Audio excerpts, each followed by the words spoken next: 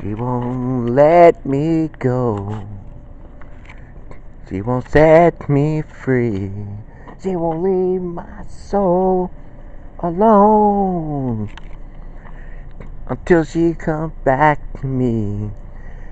Again, like this place, this was the old beverage mart. Over here is the old Jamie's Fish Fry. Things change, man. It says Smoker's Paradise, where they got 2 subs for $10. Do the do. It's not Smoker's, it's a store. You see, it's changing so quick, they don't have time to, change the big sign up there. We had an idea. We were leaving our relatives there. One time, I don't know if he was listening, one time, there was some really dark moments in this show. I will agree on that. But, we live and learn. Sometimes it's hard to accept things as they are because, maybe of the things that you do, like your experience. Maybe you turned around and you followed something different. Maybe I was like, big bright-eyed dreamer and stuff like that. Maybe I was like, no time like the present. Like I said, this dream, it was huge. It was a relative. I swear to holy God, God struck me dead. I don't know why. I just got up. It was a relative. It was maybe like back in the day, like I said.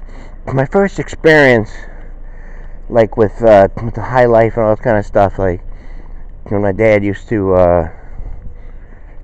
ride me up to, Meadow Drive. Even like on the holidays, the 4th, this, that. Maybe somebody's like contacting me. I don't mean, I'm not playing games. There was so much, there was abundance of so much. It was so huge. I was just, and I think it was a lot of relatives and everything. They were all there and stuff like that. And sometimes I do have that. I remember like a couple years ago I had, when I was, because sometimes I'll talk to some of the Fifth Ave people and everything like that. And this big, huge church, man. It was just inside. Again, and there was so much. It was like stores and everything in there, but everything was free. I swear, I'm not making this up.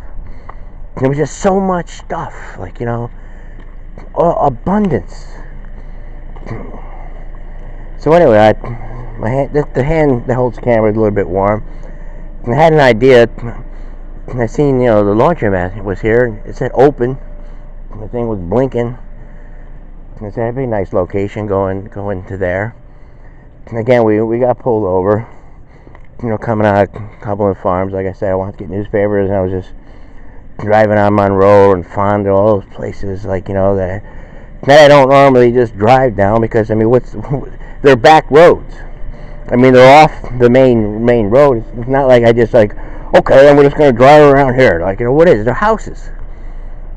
But back then, in the 90s, it was my job, It was one of them. I did many facets there. That's the right-hand man. It was a Valenti. That's why when I first, my friend Frank Milley got me hooked up there. I was taking acting. I was at JCA. I also remember the cheese grater thing there. It was like a horse and stuff like that. And, thinking of, like the young ones, like Chase and all that. You had the speed and aggression and everything like that. I comment, and I try to get some young people over. I don't want him to think, I'm mad or anything like that. Just, I don't like leaving up comments if nobody says anything. To me, it makes me feel like, okay, like the person's looking at it and they don't respond and everything, it's like, in other words, you don't want me here or something like that. That's how I see it. Maybe you don't.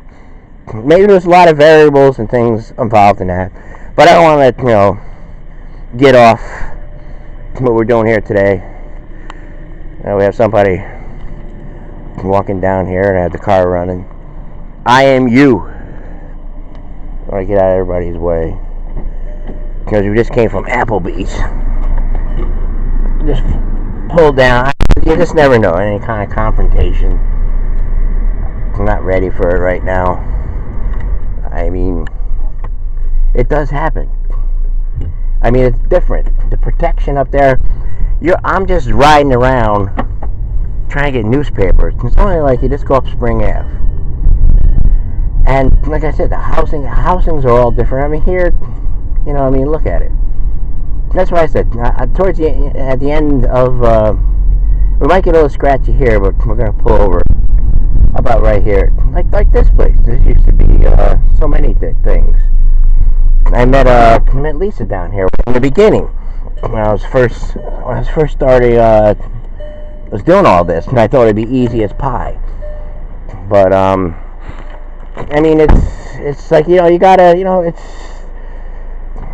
good things, don't just come easy, and sometimes you have to work at it a little bit.